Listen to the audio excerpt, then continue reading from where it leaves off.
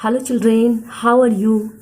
In previous classes, we already read about chapter 1st, River Valley Civilization, part 1 and part 2. Now, we read part 3rd of chapter 1.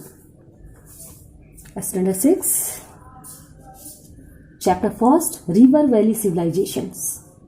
इससे पहले हम लोग दो civilisation के बारे में पढ़ चुके हैं, the Mesopotamian civilization and the Egyptian civilization. Now we read about the Chinese civilization. The Chinese civilization flourished in the region of Great River Huanggo around 18,000 BC. आपको मालूम होना चाहिए कि चाइनीज सिविलाइजेशन जो फ्लोरिस्ट हुआ वो किस जगह पे फ्लोरिस्ट हुआ, ग्रेट हुआंगो रिवर, जो कि 18,000 BC की बात है. The civilization developed and florist under the Shang dynasty. It was succeed by the Chou और जू डायनेस्टी. ये सिविलाइजेशन जो था डेवलप्ड हुआ और फ्लोरिस्ट हुआ वो शैंग साम्राज्य था, उसके अंडर में. इसके बाद ये चू और जू डायनेस्टी के तौर पे आगे बढ़ा. नाउ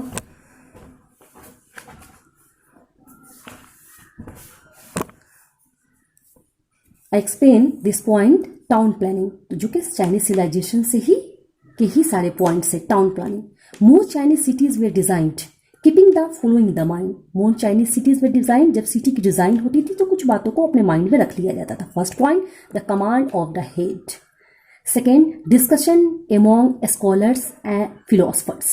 जो डिस्कशंस होते थे फिलोसफर्स के बीच में, स्कॉलर्स के बीच में, जो आदेश देने का जो मत उसके हेड होते थे उनके बारे में सोचा जाता था. Combination of haven earth and human kind, जिसका कॉम्बिनेशन किया जाता था हेवन का, अर्थ का और ह्यूमन काइंड का. Last point, feng shui, that means maintain harmony, यानी कि इत्तेहाद को, प्यार मोहब्बत को बनाए रखना, एकता को बनाए रखना. यांग गो, सिस्टम ऑफ अर्बन डिजाइन, जो कि ये अर्बन डिजाइन का सिस्टम था. And urban design and management. उसके बाद से है फेंगलाई, that means system of neighbourhood design. Now I explain. Students, courtyard occupied an integral place in planning. These were used a public common. आपको मालूम होना चाहिए courtyard जिसको हम, जो घर के बीच एक आंगन होता है उसकी बात बताते हैं. These were used to common public spaces. जो common public जो होते हैं उनके उसके spaces होते हैं. Gardening practice and natural landscape combined with water bodies were used to beautiful area. तो gardening practice होती थी और जो natural landscape होते थे उसको water bodies के साथ combine किया जाता था उस एरिया को, जो कि वो एरिया बहुत beautiful बन जाती थी. Within the city, the market were on the first floor. जो मार्केट्स होते थे वो फर्स्ट फ्लोर पे होते थे शहर में, और जो रेसिडेंस होते थे वो सेकंड फ्लोर पे. The element of unity was reflected at all the levels. और ये भी मालूम होना चाहिए कि ये कोशिश की जाती कि जो भी लेवल्स हैं सब में यूनिटी, एकता बनी रहे. The neighbourhood faced a common courtyard. जो नेबरहुड होते थे, जो पड़ोस होता था उस जमाने में चाइनीज सिविलाइजेशन का, चाइनीज का, उनके लिए कॉमन कोर्टयार्ड हुआ करता था. अब हम बात करेंगे my next point, society.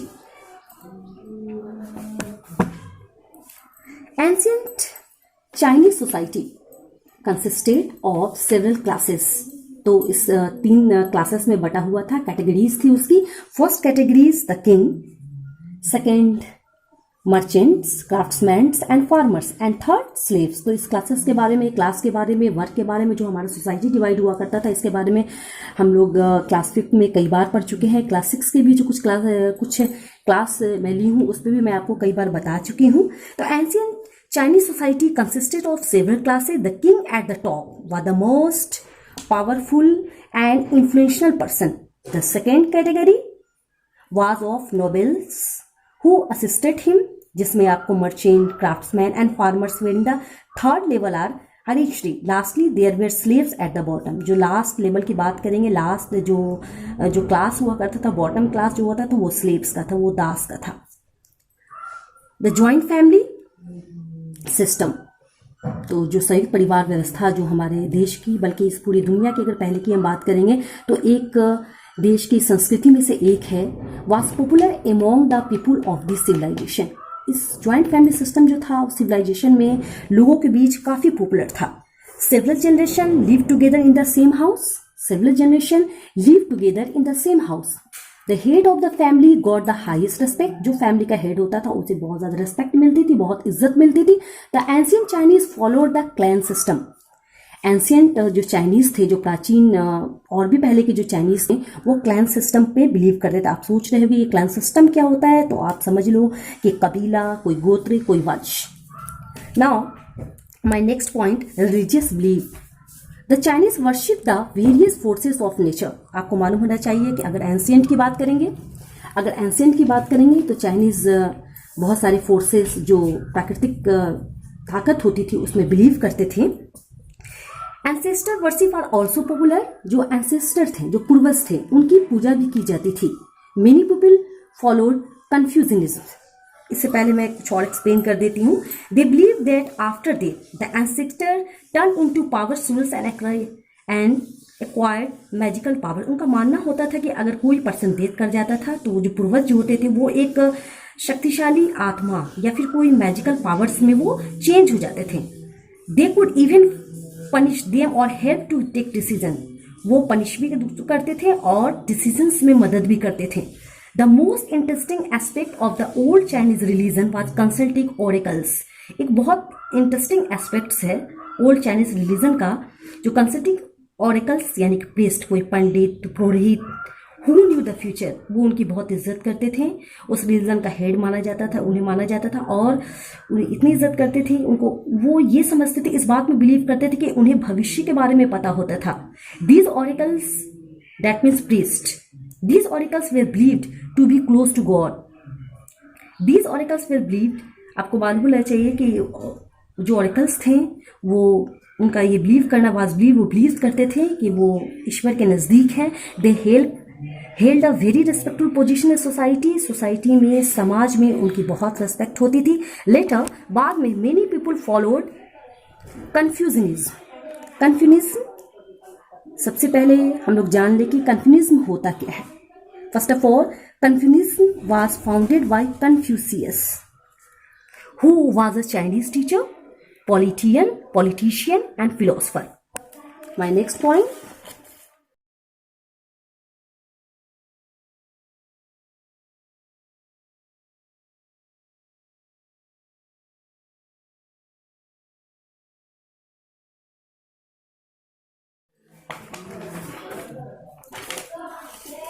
Point, occupation.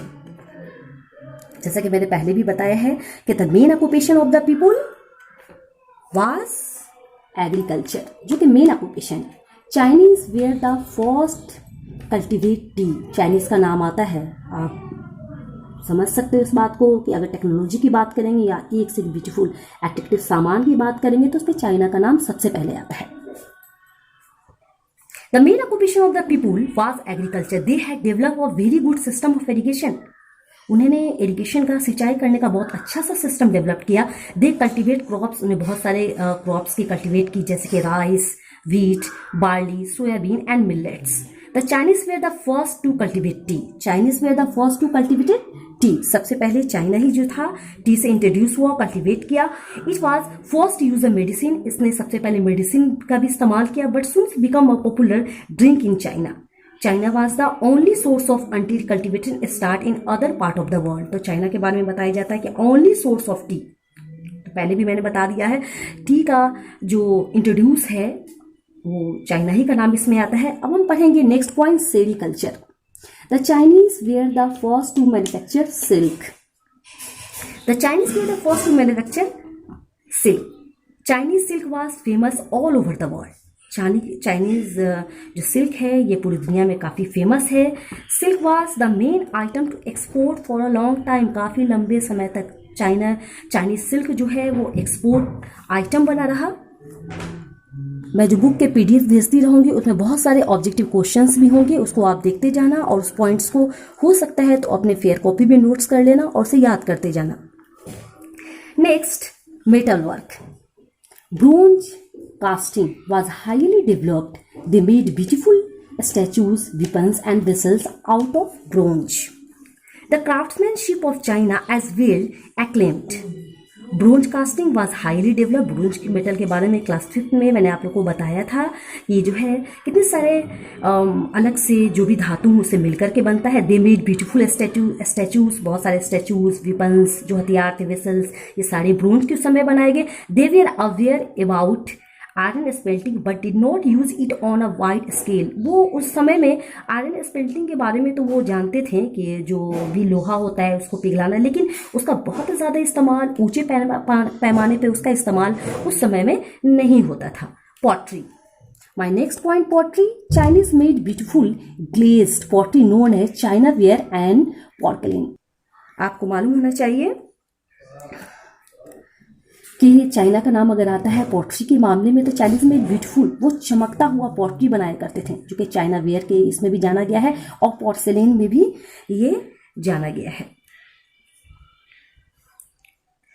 Porcelain is also called, आप सोचोगे ये पोर्सलेन होता क्या है। Porcelain is also called fine China, featuring it's delicate texture, pleasing colour and refined sculpture. जो भी सामान बनाए जाते थे ब्रोंज से या फिर और भी मेटल से, तो उसमें एक तरह की वो मतलब कि एक पॉलिश होती थी, एक चमक होती थी, वो इतना खूबसूरत बना देते थे वो कि काफ़ी अट्रैक्टिव लगता था और काफ़ी वर्ल्ड भर में उसकी बहुत ज़्यादा वैल्यू भी होती, तो आज भी उसकी वैल्यू है। Woodwork, the Chinese were excellent carpenters. तो आप समझ सकते हैं कि चाइनीज कारपेंटर्स में काफ़ी एक्सीलेंट थे। Chinese used timber extensively in their palaces. Chinese अपने महल बनाते तो उसमें टिम्बर, लकड़ियों का इस्तेमाल बहुत ज़्यादा करते थे। Ancient Chinese architecture mainly consist of timber work. जो भी चाइनीज स्ट्रक्चर होती थी, जो भी चाइनीज आर्किटेक्चर वास्तुकला हुआ करती थी, तो उसमें लकड़ी का काम बहुत ज़्यादा हुआ करता था। Wooden posts, beams, lintels, wooden post, beams, lintels and joists made up the framework of the house without bearing the weight of whole house, which is the unique to China। ये सारी चीजें जो वुडवर्क हुआ करता था ये China में unique मानी जाती थी। My next point, trade and commerce. The Chinese traded with Mesopotamia, Egypt and India. China का जो ट्रेड रिलेशन हुआ करता था वो मेसोपोटामिया के साथ था, इजिप्ट के साथ था और इंडिया के साथ भी था। Tea, silk, China ware and paper were the main items of export. Tea, silk, China ware and paper are the main items of export. They imported or bought goods like cotton, ivory, wool, gold and silver. इसके अलावा वो export भी करते थे और import जो goods करते थे उसमें कॉटन का नाम आता था, आइवोरी थी, ऊल थी, गोल्ड एंड सिल्वर। उसके बाद हम बात करेंगे मेजर अचीवमेंट का। उसके और भी क्या अचीवमेंट्स थे। सबसे पहले आर्ट एंड आर्किटेक्चर। तो मैं जो लेक्चर्स दे रही हूँ, जो कहने जा रही हूँ, उस पर आप ध्यान देना। The great Wall of China is the best piece of Chinese architecture. It was build to keep the northern border same from enemy attacks. Great Wall of China जो कि बहुत फेमस है, ये वॉन्डर्स में भी इसका नाम आता है। और इसको जो बनाया गया था, आपको मालूम होना चाहिए, इस आर्किटेक्चर को जो बनाया गया था वो जो भी northern border save from enemy, जो एनिमी अटैक्स होते थे उससे सेव करने के लिए इस वॉल को बनाया गया था। According to an archaeological survey, जब आर्कोलॉजिकल सर्वे के अनुसार the length of the great wall is 21,196 kilometre. It run over mountains, desert and plains. It start from the eastern sea, ये स्टार्ट हुआ ईस्टर्न सी से, run across the northern and western frontiers of China and reaches Tibet. It has nearly 10,000 watchtowers. Soldiers lived in these towers and kept a watch on enemies. Soldiers towers पे रहते हैं और enemies को देखते रहते हैं। This wall, one of the 7 wonders of the world. आपको मालूम होना चाहिए 7 अजूबे की जो बात करेंगे उनमें से एक ग्रेट वॉल ऑफ चाइना है। मैं PDF भेजती रहूंगी, इमेजेस भेजती रहूंगी, जिससे आपको ये पॉइंट समझने में बहुत आसानी होगी। The Chinese also built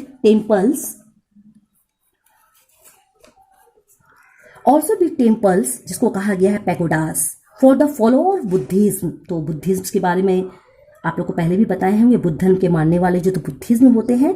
पैगोडास are the traditional part of Chinese architecture. Pagodas have been praised of spectacular views that they offer beautiful sculpture were use to decorate their pagodas. आपको पता होना चाहिए कि उनकी जो टेम्पल्स हुआ करती थी, पैगोडास कहा जाता था जिसको, तो उसमें बहुत सारे ब्यूटीफुल स्कल्पचर्स बनाए गए हैं जो बहुत ही ज्यादा अट्रैक्टिव है।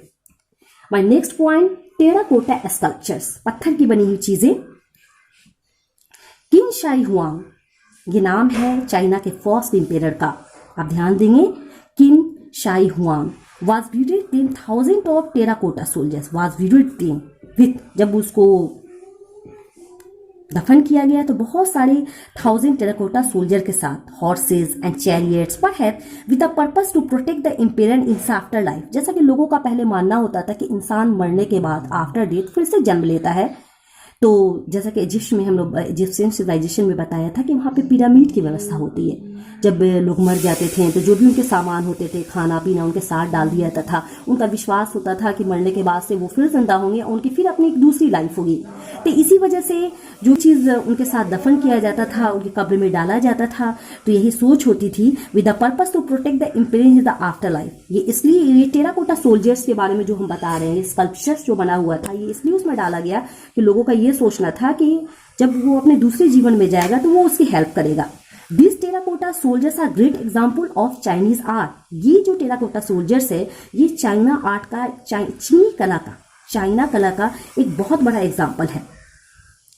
Now we read about script. All ancient writing, जो भी एंशियंट राइटिंग है, were pictograms. Pictograms picture represented a word or an idea, यानी कि पिक्चर के थ्रू ही किसी बात को समझा जाता था, जो वहाँ पे वर्ड का सिंबल होता था, कोई आइडिया का सिंबल होता था। And the Chinese script too was a pictogram, Chinese भी इस पिक्टोग्राम को, इस राइटिंग को वो अपनाता था। Mesopotamian and Egyptian script were written from right to left, while the Chinese script was written from top to bottom.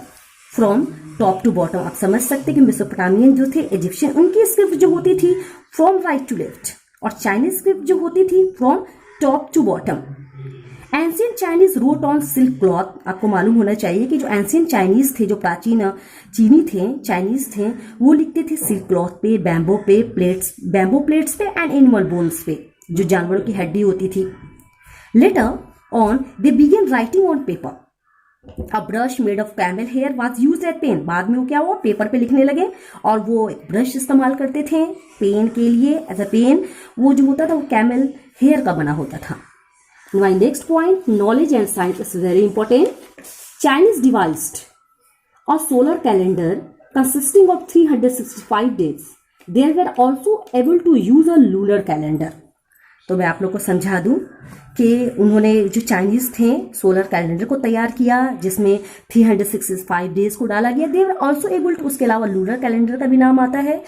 Class fifth के बच्चे अच्छे से समझते हैं कि सोलर कैलेंडर क्या होता है, लूनर कैलेंडर क्या होता है। They could predict eclipses and the appearance of comets. They invented a seismograph to record earthquakes. उन्होंने एक सिस्मोग्राफ का इन्वेंट किया जो अर्थक्वेक की इंटेंसिटी को रिकॉर्ड्स करता है। They also kept records of weather. इसके अलावा भी उनके पास बहुत सारे रिकॉर्ड्स थे।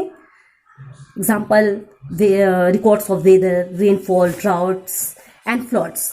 दे invented the magnetic compass, paper and the umbrella.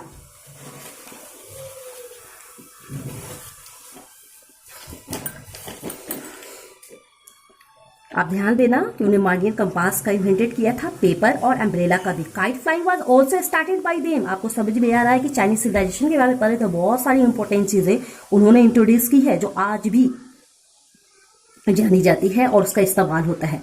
They were the first to start competitive examination to get job in the government offices.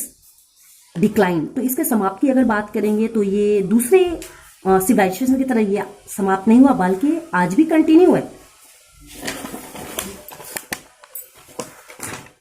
ये आज भी कंटिन्यू है। Unlike great civilization of the ancient world, the Chinese civilization has continued till date. ये आज भी चल रहा है। तो हमें ये जानना है कि जो 3 सिविलाइजेशन हमने पढ़ाया है, उस 3 सिविलाइजेशंस में कॉमन फीचर्स क्या है। तो फर्स्ट है the main occupation war agriculture. plough was replaced with hoe and later and animals were used for ploughing the fields. आपको मालूम होना चाहिए कि प्लॉफ जो था वो रिप्लेस हुआ hoe में और एनिमल्स की मदद से खेतों को जोता जाता था, प्लॉफिंग की जाती थी. They dug canals and dykes for irrigation purpose. उन्होंने कैनल्स और डाइक्स को डग किया, खोदा, किस काम के लिए? सिंचाई के लिए, सिंचाई के पर्पस को लेकर के, इरिगेशन के पर्पस को लेकर के. दे यूज द वाटर सिस्टम. ये आप बहुत अच्छे से जानते हो कि what is water system. They use the water system. They help in the promotion of trade, जो कि ट्रेड एक्टिविटीज को प्रमोट करने में काफी मदद की. Gradually money was introduce. आहिस्ता आहिस्ता वो मनी से इंट्रोड्यूस होने लगे. Trade flourish in all three civilization, जिसके द्वारा आसानी से तीनों सिविलाइजेशन में ट्रेड रिलेशन बनता गया. Many big cities flourish near the bank of the river. बहुत बड़े बड़े शहर जो थे वो नदी के किनारे स्थित होने लगे, सिचुएटेड होने. They develop a centre of, और वो बाद में जाकर के एक बहुत बड़े सेंटर्स बनते गए एडमिनिस्ट्रेटिव पावर के. All three civilizations understood the need of some political administration. ये जो तीन सिविलाइजेशन थे इस बात को वो समझने लगे, उनकी जरूरत है एक राजनीतिक प्रशासन की, political administration. Hence a new class of official and king was made. तो बाद में क्या हुआ कि एक क्लास ऑफ ऑफिशियल्स और जो किंग्स थे, जो राजा थे, वो बनाए गए. Now students, this chapter is complete. Chapter first. अब जो भी मैं फिर से दोहराती हूँ, मैं जो भी पीडीएफ देती जा रही हूँ उसको आप अरेंज करते जाना पेज बाय पेज और फेयर कॉपी में उसके क्वेश्चन आंसर बनाते जाना. फिर भी अगर कोई प्रॉब्लम आएगा तो मैं आपके प्रॉब्लम को इसी तरह से क्लासेस में सॉल्व करूंगी. जो भी ऑब्जेक्टिव क्वेश्चन है उसको फेयर कॉपी में आप उतारते जाना. तो अब होमवर्क का टाइम आ गया है. Class 6 your homework. Question number first. Mention the feature of town planning of Chinese cities. Mention the features of town planning of Chinese cities. मैंने पढ़ाया है, आपको बहुत आसानी से आंसर बन जाएगी. Question number 2. Compare the scripts. Scripts का कंपेयर करना of three civilization. Highlighting the distinctiveness of each. आप क्या करना कि जो तीन सिविलाइजेशन के जो भी स्क्रिप्ट्स हैं उसको आप हेडलाइन में लिख देना और वो उनके बारे में नीचे में लिखते रहना number 1 by 1. Why civilization developed along rivers? It's very easy question. Why civilization developed along rivers? तो स्टूडेंट्स अभी क्लास हमारा एंड होता है, फिर नेक्स्ट क्लासेस में मिलेंगे. Thank you.